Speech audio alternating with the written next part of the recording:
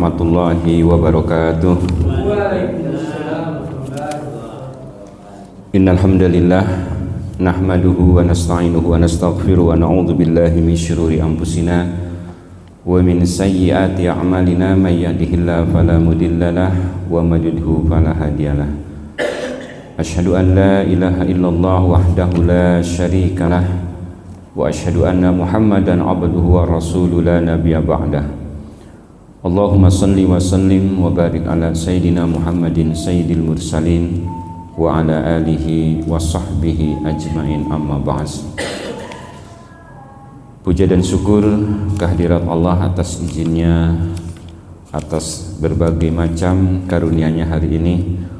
Allah masih memberikan kesempatan kepada kita terkhusus dalam rangka menunaikan sholat maghrib berjamaah. Mudah-mudahan seluruh ibadah-ibadah kita diterima oleh Allah Subhanahu wa Ta'ala. Salawat dan salam tercurahkan kepada junjungan alam baginda Nabi besar Muhammad sallallahu alaihi wasallam yang telah berhasil membawa risalah Islamiyah ke alam dunia ini sehingga kita bisa mengenal Islam, memahami Islam, dan mudah-mudahan kita termasuk orang yang senantiasa mengamalkan ajaran agama Islam. Hadirin yang dirahmati Allah Subhanahu wa Ta'ala, izinkan saya kembali untuk membahas kajian kita masih tentang babis sholah, tentang bab sholat, dan insyaallah hari ini kita akan lanjutkan tentang babus sholatil musafir, tentang bab sholat musafir. Dalam pembahasan sholat musafir ini kita awali tentang bab sholat qasar dan jamak. Allah Subhanahu wa Ta'ala berfirman kaitan tentang sholat qasar. A'udzubillahi minasyaitonir rajim. Bismillahirrahmanirrahim. Wa idza darabtum fil ardi falaisa 'alaikum junahun an taqsuru minas sholawati. Dan apabila kamu darabtum, bepergian di muka bumi ini, maka tidaklah mengapa kamu mengqasar salatmu. Dalam sebuah hadis lain diriwayatkan dari Imam Muslim, Rasulullah bersabda, shadaqatun tasaddaqallahu biha alaikum faqbalu shadaqati faqbalu shadaqatahu. Keringanan itu merupakan sedekah yang dikaruniakan Allah kepada kalian, maka terimalah sedekahnya itu. Ini juga bagian dari dalil kebolehan mengqasar salat. Dalam riwayat lain pun dikatakan bahwa tentang jamak, bahwa kami pernah berperang bersama Rasulullah pada tahun perang Tabuk. Beliau menjamak sholat zuhur dan asar, maghrib dan isya. Ini dalil tentang kebolehan menjamak. Adapun sholat qasar pertama kali diperbolehkan ini pada tahun keempat sesudah hijrah. Jadi tahun keempat hijriah. Perintah wajib sholat itu ketika peristiwa Isra Mi'raj, berarti setahun sebelum hijrahnya Nabi dari kota Mekah ke kota Madinah. Adapun qasar ini setelah tahun keempat hijriah. Sedangkan ya, jamak sholat itu diperbolehkan ataupun terjadi pada tahun ke-9 hijriah. Jadi sholat wajib pertama kali itu setahun sebelum hijriah, ada sholat qasar itu tahun keempat, dan menjamak sholat itu di tahun ke-9 hijriah. Hari ini kita coba akan membahas, mendiskusikan tentang sholat qasar. Jadi qasar secara bahasa artinya ringkas atau pendek, dipendekkan. Maksudnya sholat yang tadinya 4 rakaat ya diringkas menjadi 2 rakaat. Bagi orang yang dalam perjalanan boleh meringkas sholat wajib yang 4 menjadi 2 rakaat. Tapi dengan syarat, apa syarat menjamak, apa syarat wajib, apa syarat mengqashar di sini. Jadi ada syaratnya mengqashar di sini. Jadi kita berbicara mengqashar, belum menjamak. Jadi syarat boleh mengqashar salat, nah, yang pertama minimal sekurang-kurang dalam perjalanan 2 marhalah. 2 marhalah itu kalau dalam kitab fikih ala mazahibil arba'ah itu 81 kilo. Nah, kalau dalam kitab takrirat 82 kilo. Jadi kita anggap 81 atau 82 kilo. Nanti kata ulama ada yang menyatakan 77 kilo, tapi mayoritas sekitar 82 kilo. Jadi syarat perjalanan tersebut boleh kita mengqashar sholat. Syaratnya perjalanannya 81 kilo atau 82 kilo. Kemudian yang kedua, bepergian bukan untuk maksiat. Jadi kalau kita ke Bandung, dari sini ke Bandung lebih dari 82 kilo. Kemudian tujuannya untuk apa? Yang penting tujuannya bukan untuk maksiat. Jadi kalau tujuan selain maksiat boleh, tujuan untuk berdagang, untuk silaturahmi boleh, yang sifatnya mubah. Tapi kalau tujuannya untuk maksiat, ya, tidak diperkenankan untuk mengqashar sholat. Contoh, mau kemana Pak? Mau ke Bandung. Ngapain ke Bandung? Mau nonton dangdut misalkan. Ya, gimana nih dangdut? Boleh apa enggak? Artis-artisnya soalnya pakaiannya, wah gimana gitu, pendek-pendek. Maksudnya mau nonton dangdut misalkan. Kemana? Ke Bandung. Nah, ini bermasalah. Bermasalah kenapa? Karena di sana ya, terlalu banyak misalkan kemaksiatan. Kemana? Mau ke Bandung. Kenapa ke Bandung? Mau silaturahmi, nah, berarti boleh. Kemana? Ke Bandung. Ada bisnis, ya, perdagangan, nggak ada masalah. Ya, jadi nggak boleh di sini untuk kemaksiatan. Atau mau kemana? Mau ke Bandung. Mau ngapain? Nah, misalkan, mohon maaf, mau merampok misalkan. Ini nggak diperkenankan. Karena itu bagian dari kemaksiatan ataupun kejahatan. Jadi tujuannya selain maksiat dibolehkan untuk mengqashar sholat. Yang ketiga, sholat yang boleh diqashar itu sholat yang jumlahnya 4 rakaat. Nah, jadi 4 rakaat dan bukan sholat qadha. Nah, jadi sholatnya harus yang jumlah rakaatnya 4 seperti zuhur, asar, dan isya. Nah, tempo hari sempat ramai itu, saya lihat di YouTube waktu pengarahan manasik haji kalau nggak salah itu boleh mengqashar sholat subuh atau boleh menjamak sholat subuh. Nah, itu nggak ada keterangan manapun itu. Tapi akhirnya ya meminta maaf karena kesalahan dalam penyampaian materi. Nah, itu langsung banyak yang komen itu. Jadi tidak ada menjamak subuh atau mengqashar subuh. Mengqashar harus jumlah sholatnya yang bilangannya 4 rakaat, itu pun bukan sholat qadha. Artinya sholat qadha itu sholat yang terlewatkan, yang pernah kita lakukan sebagai pengganti sholat yang pernah kita lakukan. Itu namanya sholat qadha, sholat yang di luar waktunya. Kemudian yang keempat, niat mengqashar pada waktu takbiratul ihram. Jadi ketika mengucapkan Allahu Akbar itu harus niat di situ. Saya niat apa nih? Mau mengqashar zuhur. Nah, ketika ya, takbir itu niat di situ. Jangan baru 1 rakaat dapat sholat zuhur, nah saya niat qashar aja dah, zuhurnya jadi 2, nggak bisa. Jadi harus ketika takbiratul ihram itulah niat mengqashar. Kemudian yang kelima, tidak makmum kepada orang yang bukan musafir. Jadi tidak makmum kepada orang yang bukan musafir. Maksudnya gimana? Jadi ketika kita sholat, kita tidak boleh, misalkan kita datang dari Depok mau ke Bandung, di Bandung misalkan kita mau mengqashar nih, mengqashar, dilihat di masjid ada sholat apa misalkan zuhur, mau ikut mengqashar imam yang sedang sholat zuhur.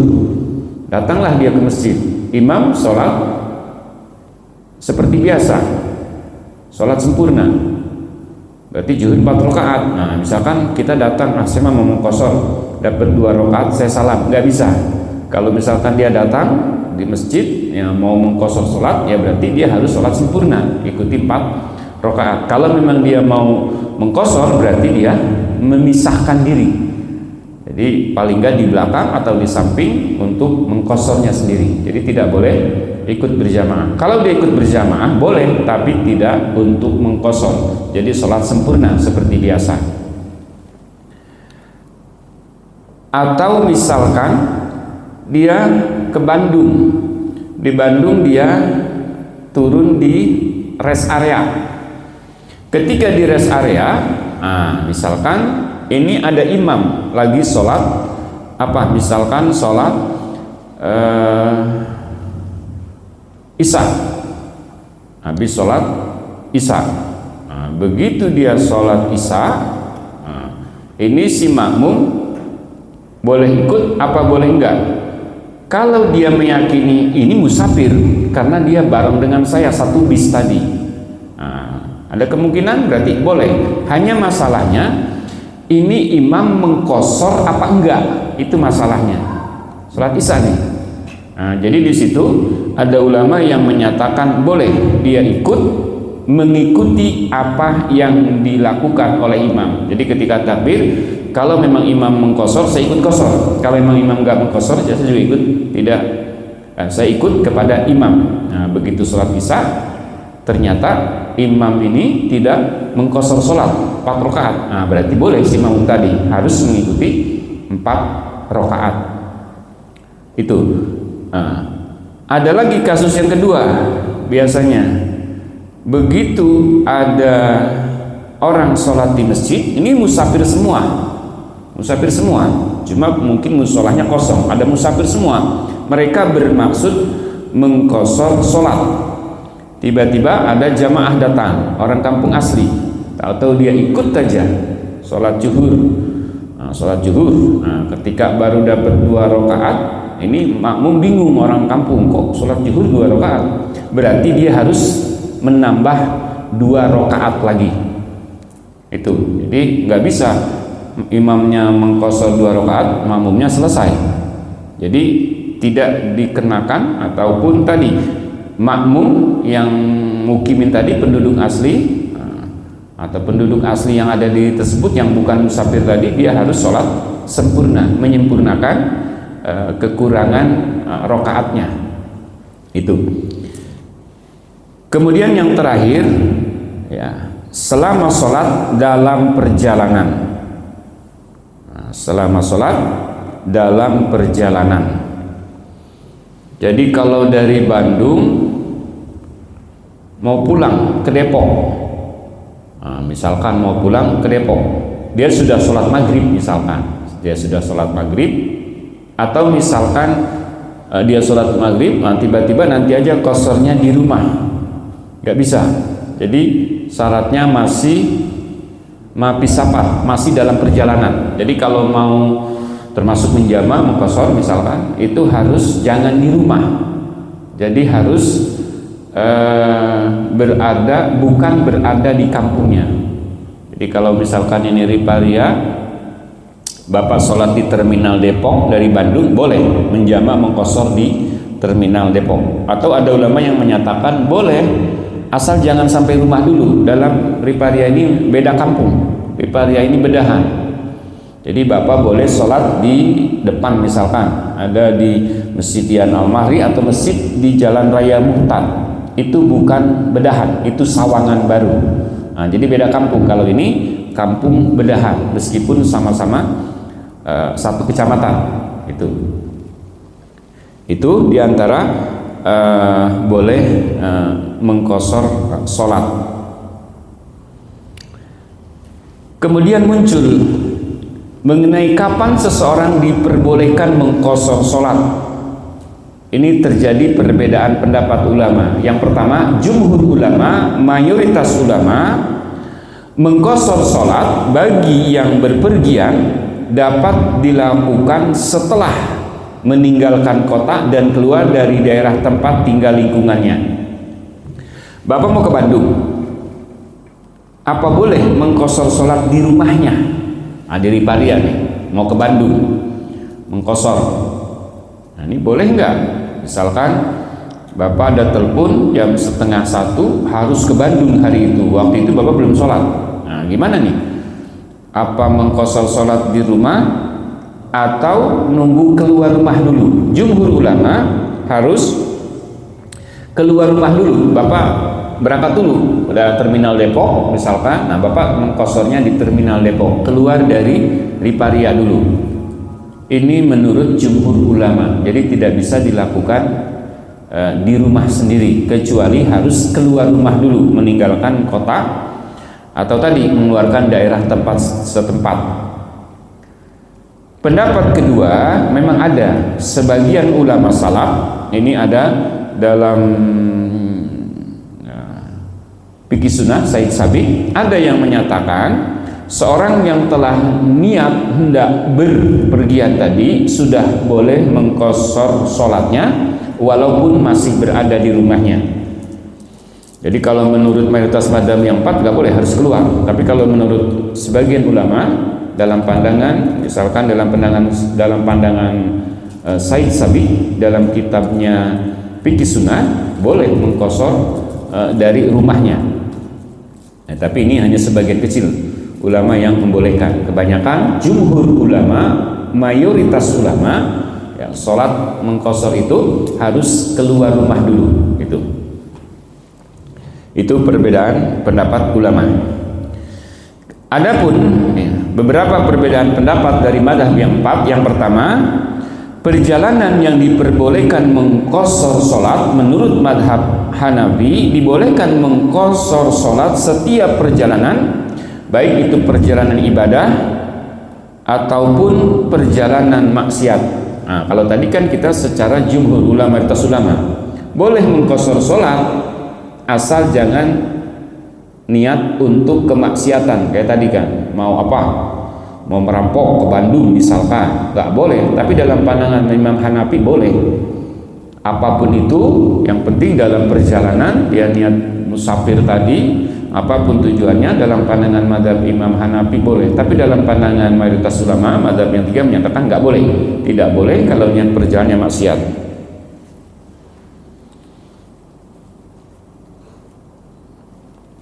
Kemudian yang kedua, batas waktu mengqashar sholat apabila seorang musafir bermukim di suatu tempat, ya, bermukim di suatu tempat. Nah, ini menurut Hanafi, seorang musafir dianggap bermukim dan dilarang mengqashar sholat bila telah berniat bermukim, ya, di sebuah daerah selama 15 hari atau lebih.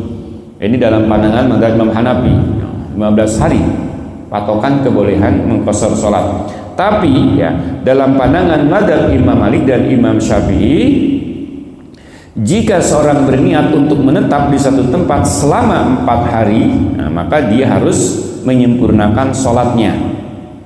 Nah, kalau Imam Malik, nah, itu mengukur waktu yang disebutkan di atas dengan 20 kali sholat fardu. Jadi hampir sama sebetulnya. Satu hari 5 kali sholat.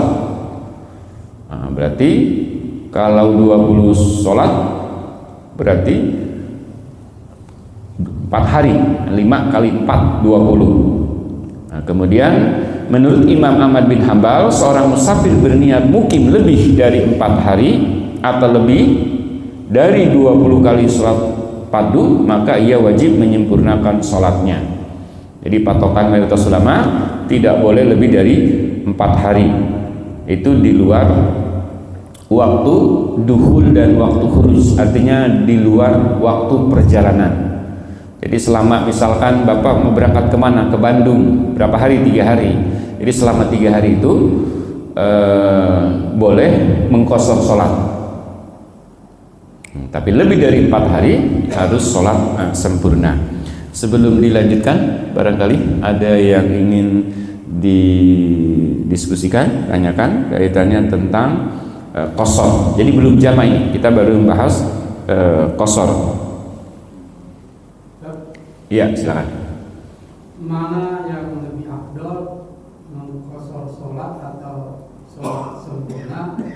Misalnya apabila kita sampai tujuan yang memenuhi syarat untuk diqasar, kita temukan masjid, dia lagi sholat berjamaah. Nah, kita ini kan musafir.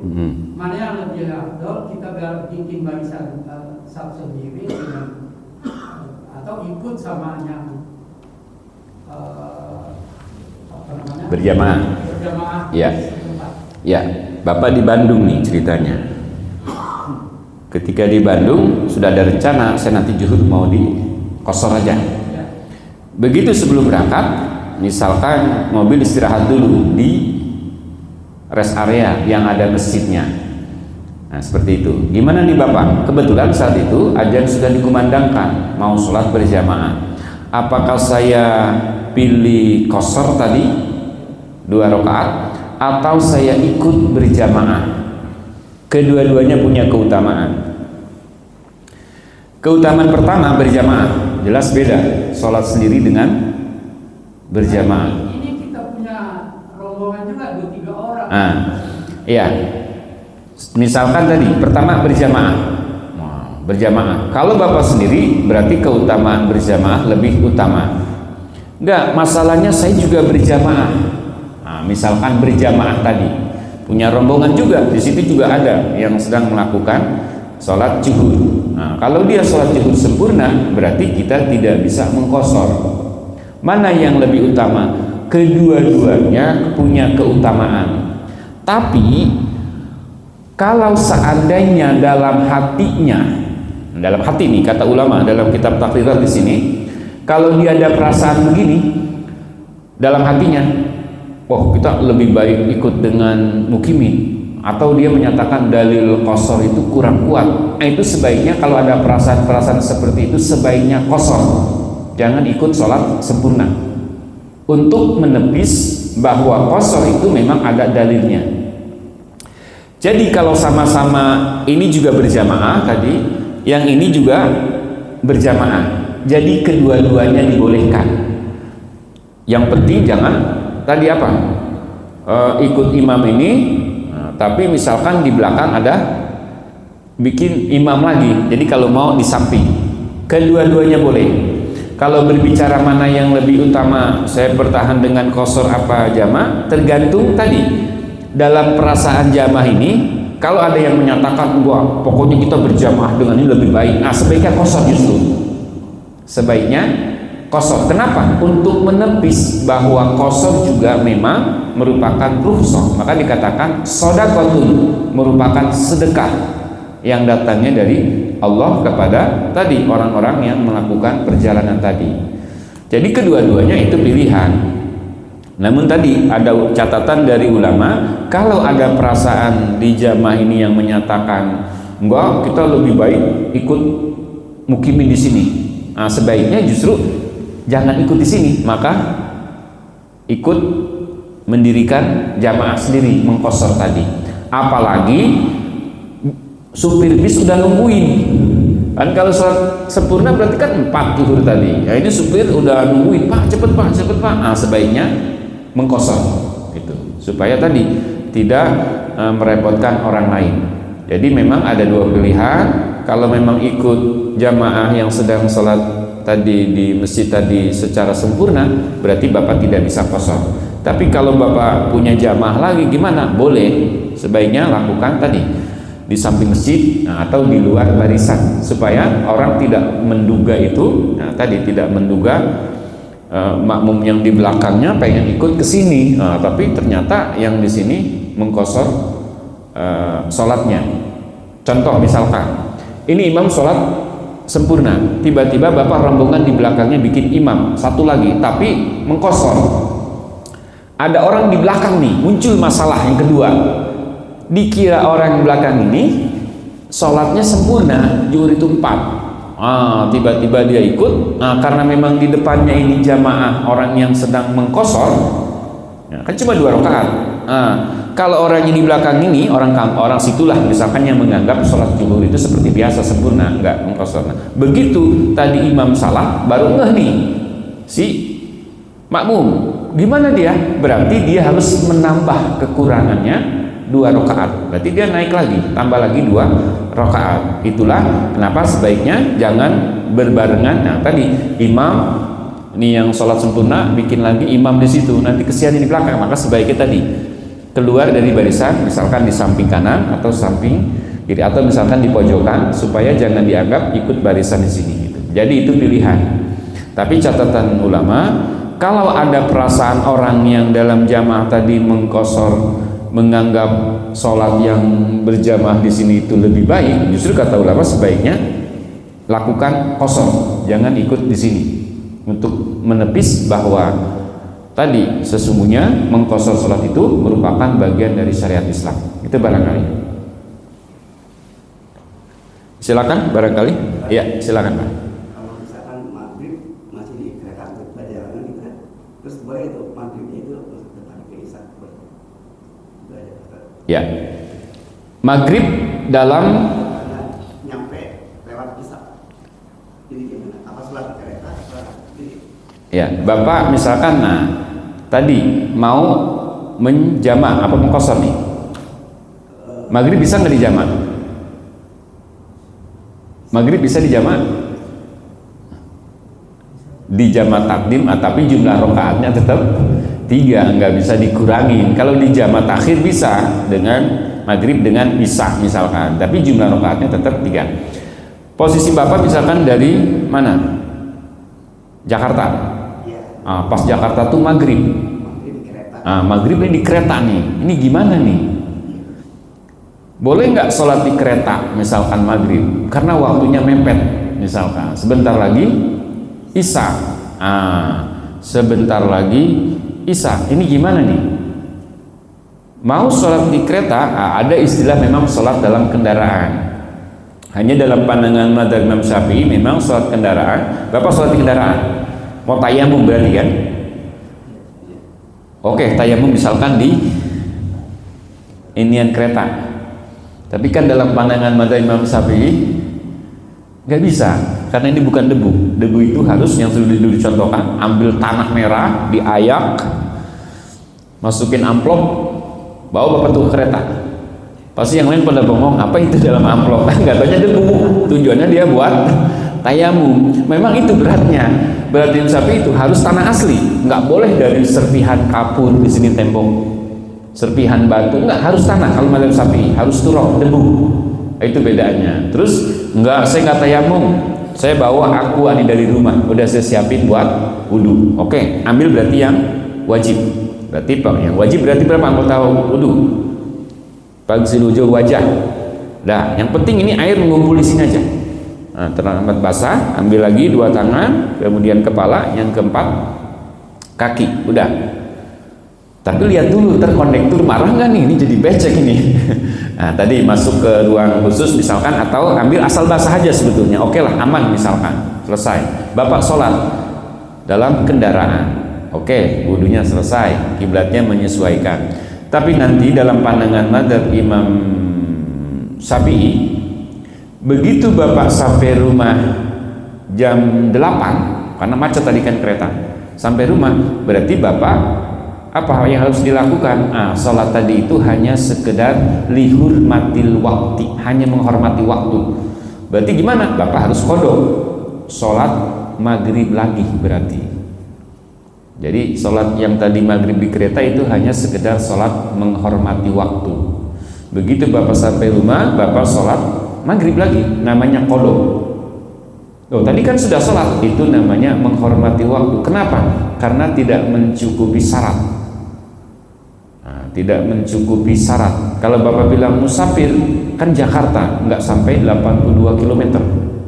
Yang kedua misalkan menghadap kiblatnya, di awal takbiratul ihram itu harus menghadap kiblat, paling nggak di waktu takbiratul ihram. Masalahnya Bapak berani nggak nanya sama masinis, Pak masinis kiblat kemana? Nggak mungkin, sesuai dengan bangku. Kalau dibilang kiblatnya ke sana, bingung lagi Bapak, di sebelahnya ada ibu-ibu, maksud begini. Nah, ini kan jadi masalah. Berarti kan Bapak menyesuaikan aja sholat tadi. Nah, dalam Imam Syafi'i sholat seperti itu hanya sekedar lihurmatil waqti. Jadi sholat aja. Tapi ketika sampai rumah berarti Bapak harus sholat lagi. Nah, itu namanya qada karena waktu maghribnya sudah habis dalam kondisi tertentu. Nah, seperti itu. Jadi kena nggak memenuhi syarat tadi perjalanan tadi. Nah, itu. Jadi kecuali Bapak, wah mana nih maghrib, nah, kecuali Bapak tadi kalau misalkan kondisi enggak memungkinkan ya berarti Bapak sholat di kereta tadi. Cuma tadi kalau dalam madzhab Imam Syafi'i Bapak harus mengulang sholat lagi, namanya qada ketika sudah sampai tujuan. Habis maghrib selesai Bapak pulang sampai jam 8 rumah, Bapak qada maghrib, nah, kemudian setelah itu baru sholat isya. Itu yang paling utama. Tapi boleh Bapak sholat isya dulu kemudian mengqada maghrib, tapi yang paling utama sebetulnya maghrib dulu. Kenapa? Karena isya itu waktunya masih lama, kan sampai rumah jam 8, habisnya waktu isya itu kan sampai menjelang subuh. Nah itu, jadi Bapak boleh qada maghrib dulu, baru setelah itu melakukan sholat isya. Itu barangkali ya. Ya silakan. Jadi pernah saya temukan, saya perhatikan, jadi sepanjang waktu haji itu, sepanjang dia di Arab, di Madinah, di Mekah, dia selalu di kosong sholatnya. Padahal kan waktunya panjang dia. Iya. Pertama datang sampai dia pulang. Iya. Iya. Tadi ada dua yang dikemukakan oleh ulama. Jadi kebolehan mengqasar salat itu dalam pandangan madzhab Imam Syafi'i, Imam Hanafi maksimal 15 hari. Tapi dalam pandangan selain madzhab Imam Hanafi, yaitu mayoritas kebanyakan 4 hari. Jadi lebih dari 4 hari harus sempurna. Tidak boleh mengqasar, tidak boleh menjamak. Tapi saya tanya tuh, dia bilang ini saya bukan untuk menetap, saya kunjungan. Dia bilang itu masih status bukan niat untuk menetap. Iya, sama seperti begini. Ada santri menyantren di Surabaya selama 10 tahun. Jadi selama 10 tahun dia menjama aja, mengqasar gitu. Alasannya sehingga tidak menetap, saya makan sedang belajar. Atau misalkan saya keliling dunia, wah 10 hari di India terus sampai 5 tahun dia keliling dunia. Loh, kalau seperti itu kan musafir. Nah, musafir itu diatur lagi, ada batasannya. Jadi batasan maksimal ini dalam pandangan itu paling lama itu cuma 15 hari. Tapi di madzhab yang 3 rata-rata 4 hari. Kalau alasannya musafir, iya betul musafir itu boleh, tapi ada batasannya gitu. Kenapa? Ada. Nanti riwayat ketika Nabi berada di Mekah, ketika dulu Nabi di Mekah kan ke Madinah waktu itu. Ke Madinah. Memang Nabi itu berada selama 4 hari, setelah itu Nabi sholat sempurna. Itu dalilnya. Dalil umum seperti itu. Nah, dalam pandangan ulama-ulama di luar 4 madhab, memang ada pandangan seperti itu selama dia musafir. Tapi dalam pandangan 4 madhab, makanya simbol yang diambil oleh ahli sunnah wal jamaah itu jangan keluar dari 4 mazhab. Mazhab itu yang dimaksud tadi Musaid yang 4 itu, Imam Malik, Imam Hanafi, Imam Malik, Syafi'i, dan Ahmad bin Hambal. Karena kata ulama mazhab yang kelima itu ya Syiah. Nanti jangan-jangan yang ini juga boleh. Memang di luar 4 mazhab itu tadi, maka jangan keluar dari 4 mazhab. Nanti ujung-ujungnya akan ada kerincuhan gitu. Nah, kalau dia sepanjang tahun tadi hayu aja selama 20 tahun dia di luar negeri, wah, sama keluarganya keliling dunia, misalkan. Nah, selama itu pula dia enggak ada batasan waktunya itu. Jadi kalau dia berbicara, ada nggak ulama? Ya tanya sama dia, pendapat siapa itu? Nah, menurut siapa? Kenapa? Karena ibadah yang kita lakukan ini harus ada tuntunannya. Nah, kalau dia, makanya lebih enak menurut ulama. Ulama ada dalilnya, berarti kita harus mengkajinya. Apa alasannya? Jadi jangan baru dengar ada orang ngomong boleh sekian, selama kita niat ini, itu harus ditelusuri. Itu pendapat siapa? Atau dalam buku apa? Nah, tadi pandangan siapa, hadisnya gimana dan sebagainya. Tapi kalau dalam pandangan 4 madhab itu gampang ditelusuri. Nah, pendapat-pendapat seperti itu, alasan-alasannya kenapa 15, kenapa 4, tidak lebih dari 15, semuanya jelas itu. Jadi kembali lagi tadi, memang ada orang-orang yang kadang-kala menganggap gampang, padahal ada aturannya. Jangankan yang sampai sepanjang itu. Saya kan dulu tiap bulan tuh ke Papua untuk misi dakwah di perusahaan di Papua. Jadi ada salah satu orang ustadz datang dari Jakarta. Kita kan perjalanan berarti jam 12 malam sampai jam 12 siang di Papua, di perusahaan. Begitu sampai di perusahaan, setengah 1 sholat zuhur. Tujuan dihadirkannya ustadz-ustadz ini supaya memimpin sholat berjamaah, plus tadi ada kegiatan pengajian, tausiah, ceramah, tanya jawab. Nah, ada salah seorang ustadz nih, begitu dia datang sampai Papua, nggak ke masjid, dia di kamar. Kenapa di kamar? Saya mau menjamak sholat zuhur saya dengan asar. Boleh, tapi yang DKM ini maksudnya kalau bisa jangan dijamak, bukan nggak boleh. Masalahnya tujuan imam tadi untuk mimpin sholat zuhur, mimpin sholat asar. Nah, selama 4 hari dia nggak pernah ikut berjamaah, nyuruh orang lain di belakang aja duduk. Kok udah? Tadi saya udah dijamak waktu asar dengan zuhur, jadi di kamar. Jadi sholatnya di kamar mulu. Tapi begitu orang sholat gini, selesai sholat, Anda di belakang dia. Setelah belakang, dia maju ke depan, biasa ceramah, tanya jawab. Ini bukannya nggak boleh, boleh dia menjamak, tapi ada esensi lain yang dimaksud DKM ini mengundang, supaya jadi imam, habis sholat selesai, langsung tadi kegiatan keagamaan gitu. Akhirnya di situ jadi masalah muncul, loh diundang dia itu untuk mimpin sholat berjamaah, gitu kan. Tapi kembali lagi tadi, kalau bicara masalah hukum, nggak ada masalah ini si Ustaz. Memang dia boleh menjamak, mengqashar sholat selama tadi tidak lebih dari 4 hari. Nah, tapi masalahnya dia diundang cuma 6 hari. Berarti dia cuma mimpin 2 hari, jadi masalah akhirnya tuh. Akhirnya ada pertanyaan dari jamaah, dia kekeh, loh saya kan mengambil rusuh ini. Akhirnya jadi masalah, akhirnya nggak usah diundang lagi, usah itu tahun bulan berikutnya. Nah, ini kan jadi masalah juga gitu. Padahal kalau bicara hukum ya sah-sah aja gitu. Nah, cuma tadi target dari DKM nggak kena gitu, karena memang dia ditugaskan sekaligus untuk memimpin sholat berjamaah gitu. Jadi bukannya nggak boleh, boleh gitu. Hanya tadi kalau yang setiap saat dia musafir, menganggap dia kebolehan mengqashar atau menjamak sholat, dari pandangan madhab yang 4 itu nggak ada. Sekalipun ada, itu Imam Hanafi, itu pun tidak lebih dari 15 hari. Itu barangkali.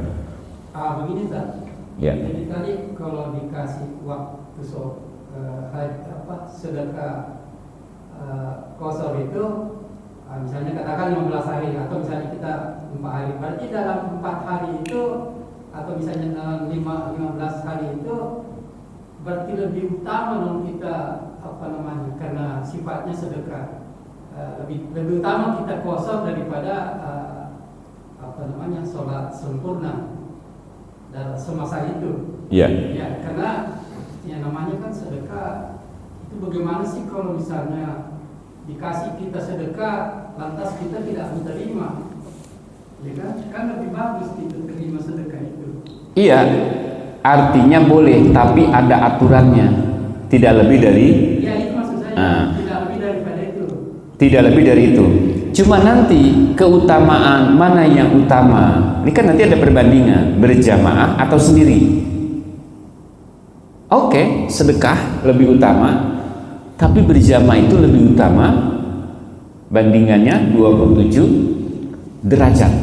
dalam riwayat lain 25 derajat. Itu aja perbandingannya. Mau qasar boleh, silakan pilih. Itu sedekah iya, tapi ingat, sholat berjamaah itu lebih baik daripada sholat sendiri. Artinya kedua-duanya boleh, silakan mau yang mana gitu. Tapi kalau dibandingkan tadi berjamaah apa sendiri, nah beda kasusnya tadi.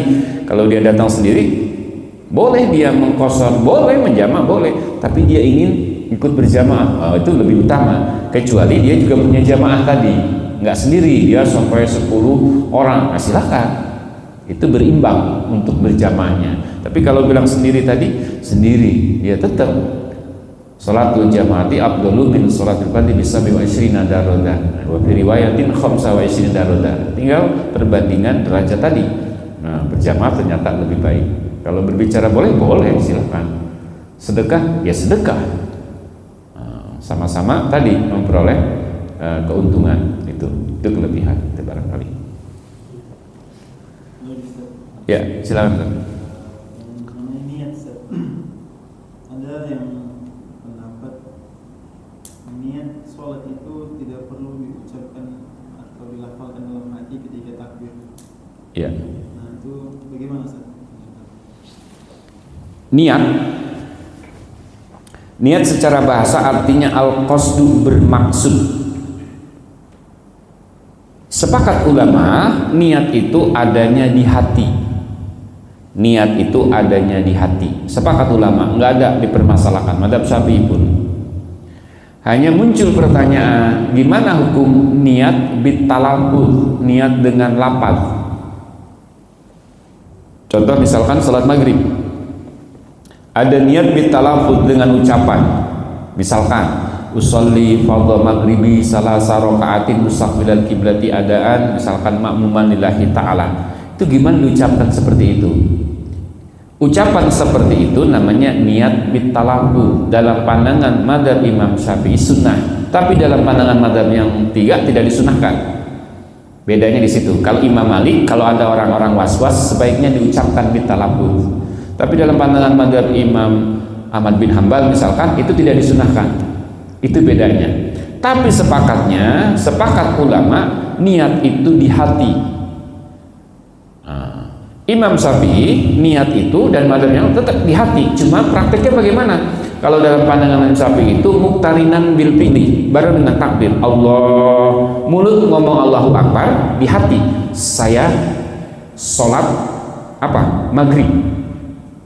Saya sholat maghrib 3 rakaat karena Allah Ta'ala misalkan. Itu yang penting di hati itu. Kalau tadi beberapa saat usolli fardhu, itu belum sholat, belum hitung. Niat itu ketika takbir. Kalau niatnya sebelum takbir, langsung Allahu Akbar. Dalam pandangan mazhab Imam Syafi'i, salatnya nggak sah. Kenapa? Tadi niatnya ketika sebelum takbir. Jadi kalau Imam Syafi'i tadi usolli fardhu itu sunnah, nggak dibaca nggak apa-apa. Ketika takbir Allah, nah baru niat. Nah, baru niat di situ. Niat juga dalam pandangan mazhab Imam Syafi'i ada syaratnya. Apa yang dalam hati itu? Allah. Yang pertama harus menyatakan sholat. Apa? Misalkan ada 3. 1, saya sholat fardu maghrib, sah. Tapi kalau dia menyebutkan saya sholat maghrib 3 rakaat, enggak sah. Harus 3 diucapkan. Saya sholat fardu maghrib. Ada pardia, menyebutkan pardia, nanti ada ta'yin, sholat apa? Maghrib. Nah itu harus disebutkan, saya sholat fardu maghrib, sah. Tapi kalau saya sholat maghrib 3 rakaat karena Allah, nggak sah, nggak menyebutkan fardu. Karena fardu itu harus diucapkan. Itu 3 tadi, 3 rukun niat. Oke, saya sholat fardu maghrib 3 rakaat menghadap, oh itu sempurna itu. Nah, tapi paling tidak ada 3 tadi. Nah, ketika takbir saya apa? Saya sholat fardu maghrib 3 rakaat selesai. Itu sepakat dalam hati. Nggak boleh ngomong Allah, ngomong mulut saya sholat maghrib yang nggak sah. Itu cukup dalam hati, sepakat ulama. Tapi memang dalam pandangan mazhab Imam Malik, kapan niat? Jalan dia sholat Allahu Akbar. Loh, niatnya mana? tadi ketika jalan dari rumah itu memang mau niat sholat maghrib tuh. Kalau Imam Malik boleh Allahu Akbar, makanya nggak lama dia Allahu Akbar. Nah kalau Imam Syafi'i Allah lama. Kenapa? Karena tadi niat itu muktarinan bil fi'li, dibarengi dengan takbir, itu masalahnya itu. Jadi adapun niat bitalaput usolli fardhu maghrib itu dalam pandangan mazhab Imam Syafi'i sunnah, tapi dalam pandangan mazhab yang tiga memang tidak disunahkan. Nah, kalau Imam Malik disunahkan bagi yang was-was. Nah, tapi secara umum tadi Imam Syafi'i mensunahkan. Kalau mazhab yang tiga justru tidak disunahkan. Nah, tapi kesepakatannya niat itu dalam hati. Hanya Imam Syafi'i dirincikan kapan niat itu muktarinan bil fi'li, dibarengi dengan takbir, makanya agak lama. Tapi kalau orang yang niatnya Allahu Akbar itu kan cepat. Nah itu barangkali dia mengambil pendapat mazhab Imam Malik, niat sesaat sebelum takbir tadi. Ketika dari rumah emang saya mau sholat maghrib, itu sudah dianggap niat. Nah, itu. Tapi dalam pandangan Imam Syafi'i nggak cukup, karena niat itu harus ada syaratnya. Apa syaratnya? 3 tadi, menyebutkan sholat, menyebutkan fardiyahnya, keparduan wudunya, termasuk menyebutkan sholat tadi. Nah, sholat apa? Ta'yinnya. Apa ta'yinnya? Ta'yinnya berarti maghrib. Nah itu. Itu kaitannya tentang maka dikatakan dalam rukun niat mahalluha al-qalbu, di hati. Jadi tempatnya di hati. Hanya permasalahannya kaitan tentang niat di sini adalah tentang niat di sini tadi ada 3 yang harus dilalui, ya, menyebutkan sholat, mengucapkan sholat, termasuk ta'yinnya. Nah, ta'yin di sini sholatnya sholat apa, itu yang jadi masalah.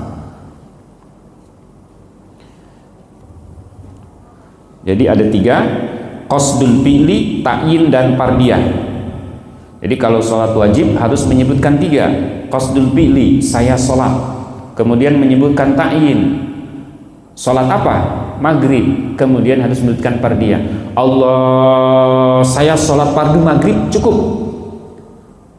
Tapi kalau menyebutkan Allah, saya sholat maghrib 3 rakaat menghadap kiblat, enggak cukup itu, enggak menyebutkan fardu. Awas, hati-hati. Jadi 3 ini harus dibawa.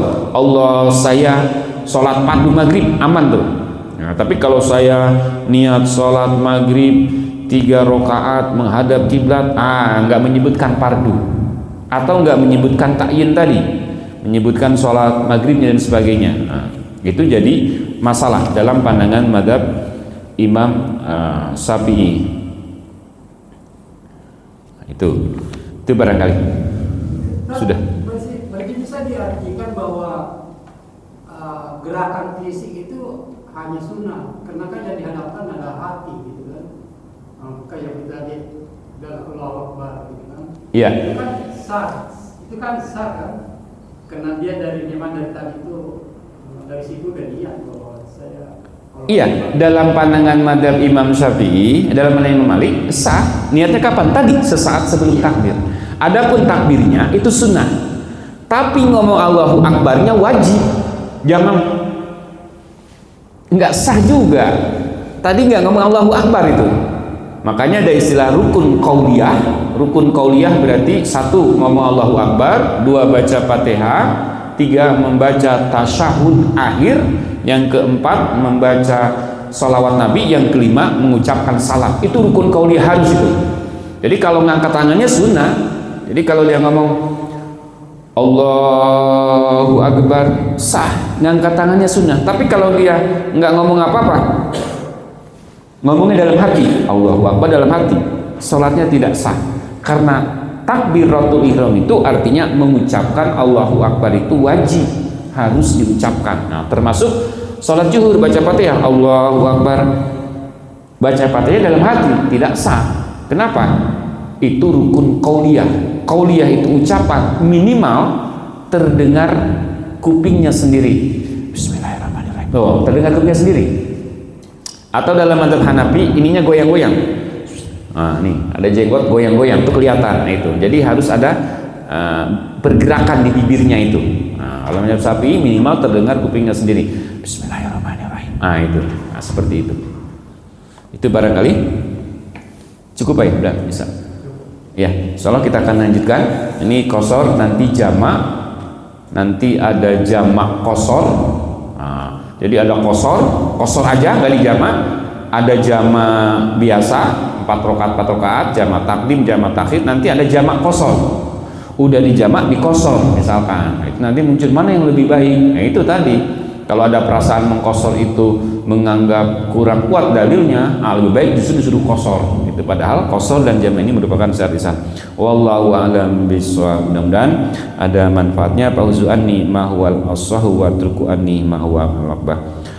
A'udzubillahi minasyaitonir rajim. Bismillahirrahmanirrahim. Wal 'asr innal insana lafi khusr illa alladziina aamanu wa 'amilus shalihaati wa tawassaw bil haqqi wa tawassaw. Subhanaka bihamdika asyhadu an la ilaha illa anta astaghfiruka wa atubu ilaik. Assalamualaikum warahmatullahi wabarakatuh.